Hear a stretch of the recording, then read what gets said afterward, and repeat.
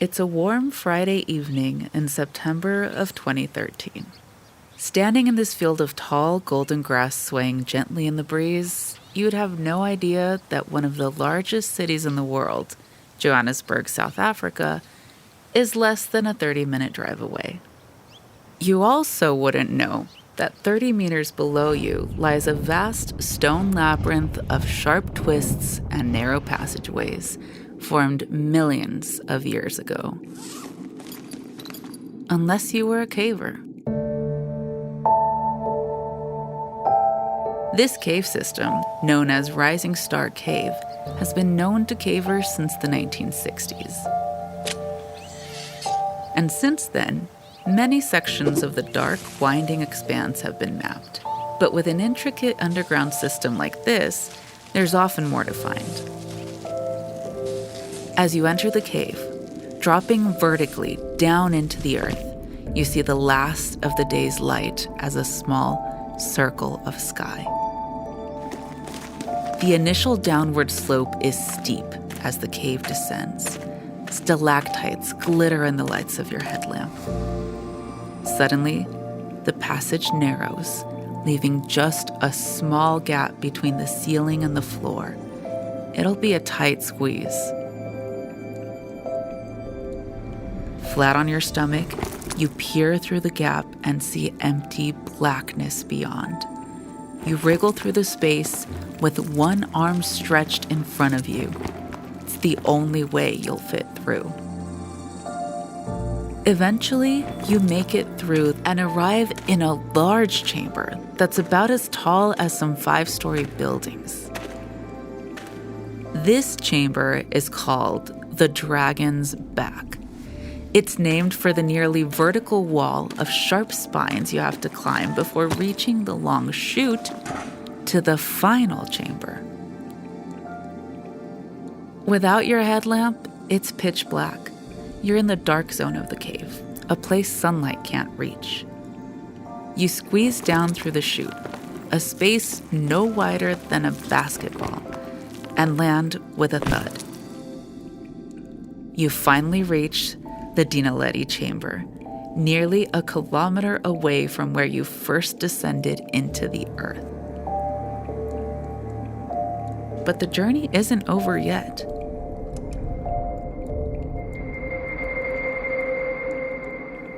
You notice light-colored flecks scattered across the cave floor.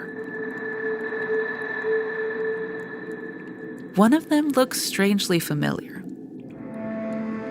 As you crouch down to take a closer look, you realize it's a piece of a lower jaw, partially covered by dirt. It looks human, but something's off. It's too thick and bulky. As you scan the rest of the cave floor, you realize that it's covered in bones, excellently preserved. But something about that jawbone nags at you.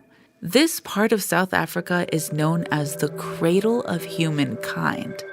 Could this bone belong to an extinct human ancestor? Within the next few months, experts from all over the world arrive at the site, and eventually more bones are recovered from another chamber in the cave. This chamber, called the Lesedi chamber, is around 150 meters from the naledi chamber and is also in the dark zone. And the bones inside look nearly identical to those from naledi. The team of anthropologists that were called in carefully examine all the bones and confirm your suspicions. This is a new species of hominin, that is, an extinct human relative more closely related to us than to chimpanzees. They named it Homo naledi for the site of its discovery, Rising Star Cave. Naledi means star in the local Sesotho language. And despite the nearly 2,000 bones belonging to at least 15 individuals that were recovered from the naledi chamber alone, we're still learning a lot about this species nearly a decade after its discovery. Like, where does Homo naledi fit within human history? And what does it mean that their skeleton has a strange mix of traits seen in ancient and more recent hominins? How, why, and when did these individuals enter Rising Star? And what can they tell us about the origins of humanity?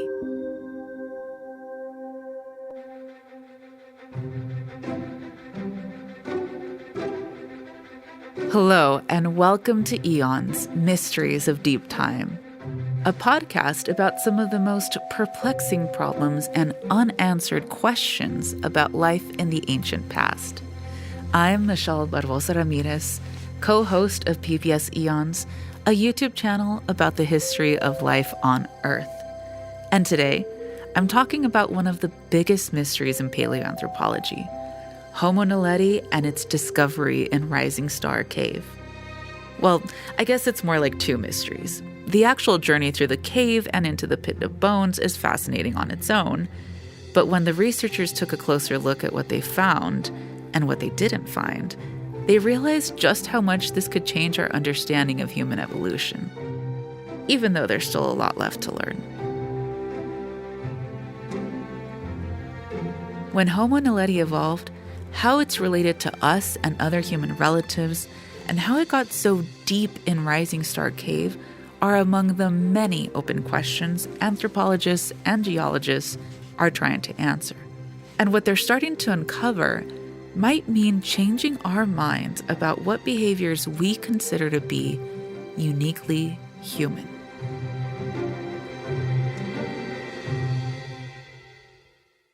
But in order to do that, we first need to understand where Homo naledi was found. Rising Star Cave is located in the cradle of humankind, a UNESCO World Heritage Site in northeastern South Africa.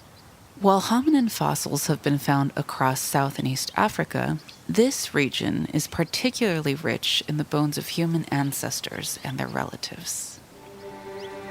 The rolling landscape is made up of rocky outcrops and grassy valleys, crisscrossed and dotted by rivers and natural springs.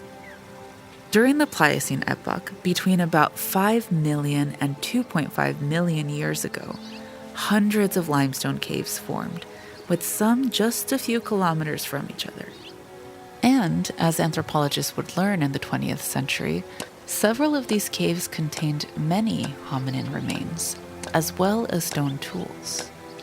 Some of them may have provided shelter to our ancient relatives, species like Paranthropus robustus and Homo erectus, while others are thought to have been death traps, where unsuspecting animals, including hominins, fell to their death through a sinkhole or a hidden chute opening into the cave. But experts don't think Rising Star was a shelter or a death trap. Though there are holes in the ground that drop straight into the cave system, the Dinaledi chamber is almost a kilometer away from any of them. This means that while it's possible that hominins occasionally fell in, it doesn't explain how 15 of them ended up so deep in a cave with such tight squeezes, or how 3 more skeletons were found in a completely separate chamber almost 150 meters away. To try to solve this mystery, we need to look at the bones themselves to figure out what Homo naledi was physically capable of. Overall, the skeletons from both chambers are about the size of a small human's. So if we can fit into the caves, they definitely could. And despite repeated attempts, no one has been able to retrieve DNA from any of them. The bones tell their own stories, though, and Homo naledi's story appears to be one defined by contrasts. The fact that its small skull housed a brain not much larger than a gorilla's clashes with teeth that look eerily similar to our own. And its long curved fingers, reminiscent of those of our climbing primate ancestors, look out of place next to surprisingly modern wrists and ankles. and its feet are nearly indistinguishable from those of a living human. But the most striking thing is its pelvis. In us, Homo sapiens, and our close Neanderthal relatives, our pelvis is shaped like a bowl. But the pelvis of Homo naledi looks like a bowl with a flared rim, extending outward nearly parallel with the floor if an individual was standing up.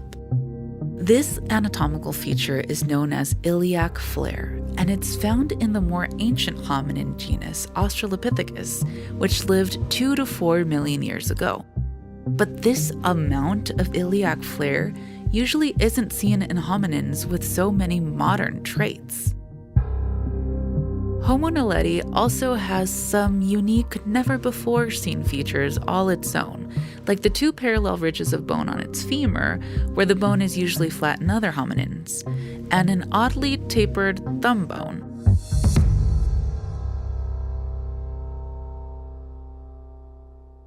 When anthropologists from around the world were invited to analyze the skeletons, they came to the same conclusion.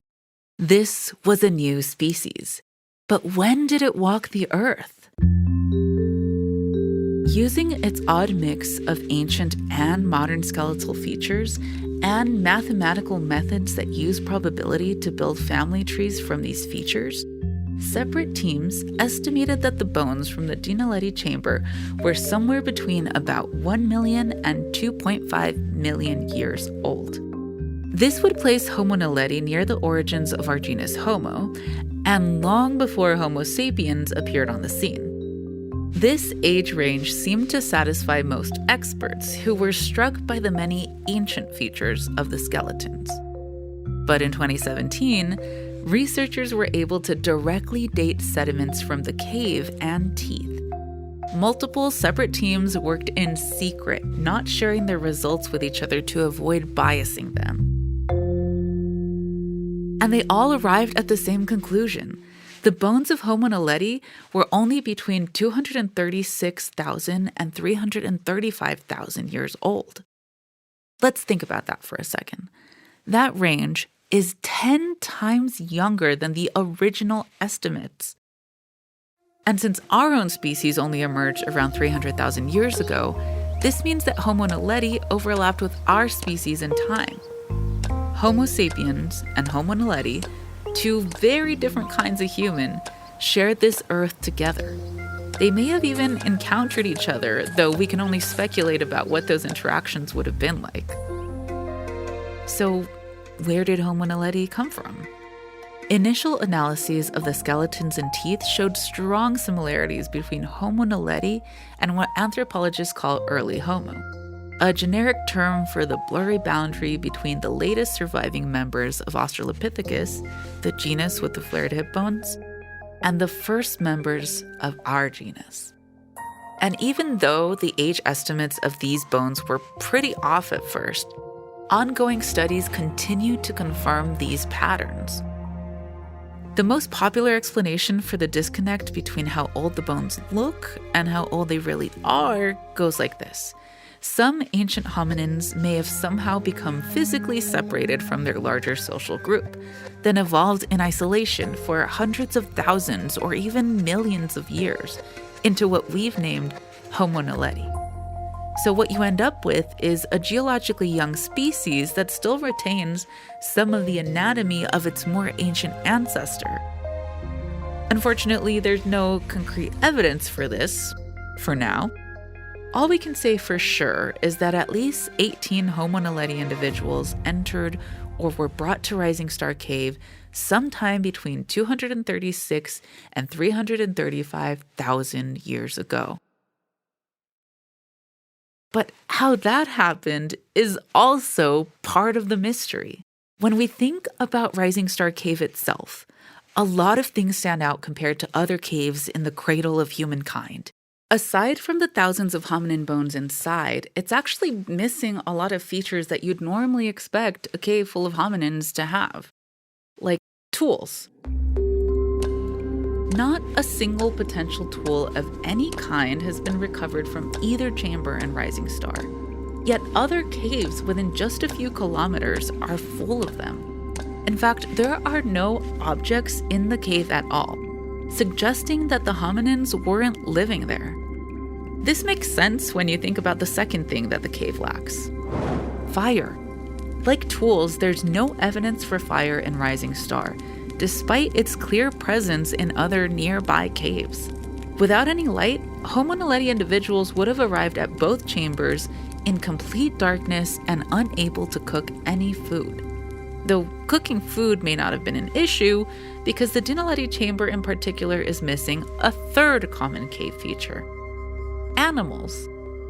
The only remains in the Dinaledi chamber that don't belong to hominins are a few broken rodent teeth and a part of a bird's leg. So unless Homo naledi had a very particular diet, they weren't eating animals in there. Which is odd because other caves in the region that contain hominin remains also contain fossils of other animals, mostly mammals like antelope, various carnivores, and rodents. Depending on the site, they were predators, prey, or victims of death traps. Rodents and small carnivores have been found in the Lassetti chamber, which doesn't involve as many twists or tight squeezes to get to, but scientists still aren't sure whether they're the same age as the Homo naledi fossils or if they're more recent arrivals. So what was our ancient cousin doing in the caves?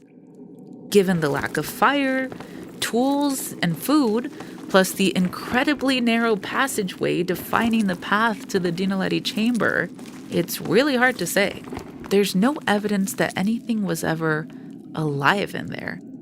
And though the Lassetti chamber is easier to get to, it's still not easy, and there's no clear answer to any of these questions there either. But there are a few potential hypotheses. Perhaps predators dragged these individuals in and devoured them in the darkness. Or maybe a flood carried the bones into the cave. Or these hominins could have just gotten trapped inside. But the bones from both chambers don't support any of these ideas.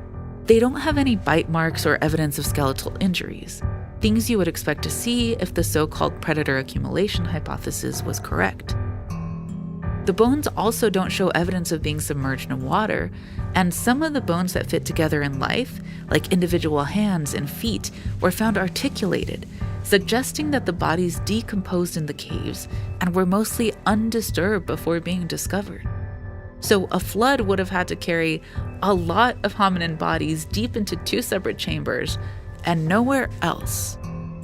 Even if this were possible, water currents that strong would have left evidence in the cave's sediments, which hasn't been found. So there goes that hypothesis. But could the cave have been some sort of death trap, like others in the area? Geological evidence suggests that the bones found were deposited over an extended period of time, according to description of the cave from 2017. This means that individuals or groups would have repeatedly entered the cave, navigated to the dark zone, and then died from some unknown cause inside two separate chambers? While it's possible, the lead investigators think it's unlikely. There's no obvious reason why this would have happened. So if these hominins weren't living in the cave, weren't dragged in by predators, weren't carried in by a flood, didn't fall in, and weren't trapped inside, how did they get in there? And why?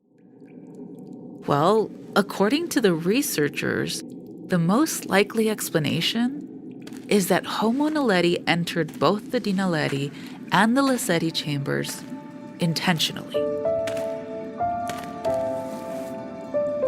And their reasoning has sparked debate among anthropologists for the last half a decade. They believe that Homo naledi was deliberately placing the bodies of dead or dying members of their group in the chambers.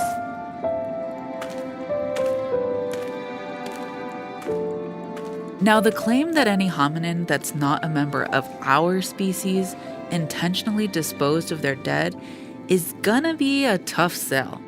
Some anthropologists still don't even think our close Neanderthal relatives were capable of such advanced behavior, despite evidence for it at sites in the Middle East and Europe. To the skeptics, attributing this behavior to a small-brained, ancient-looking hominin like Homo naledi is far-fetched to say the least. But is it really that far-fetched? Is the deliberate disposal of a body really a uniquely human behavior?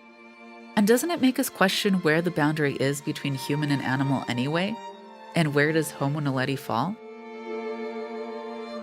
The differences between humans and animals often seem inherent and self-explanatory. But as we find out more about our extinct relatives, it's becoming clear that there's no single defining hallmark of humanity.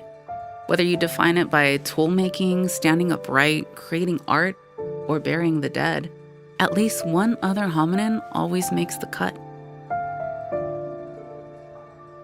This mystery of Homo naledi forces us to examine our ideas about humanity and the diversity of forms it could take. Literally, what makes us human? And while we may never be able to answer these philosophical questions, every fossil find tells us more about our own place in nature.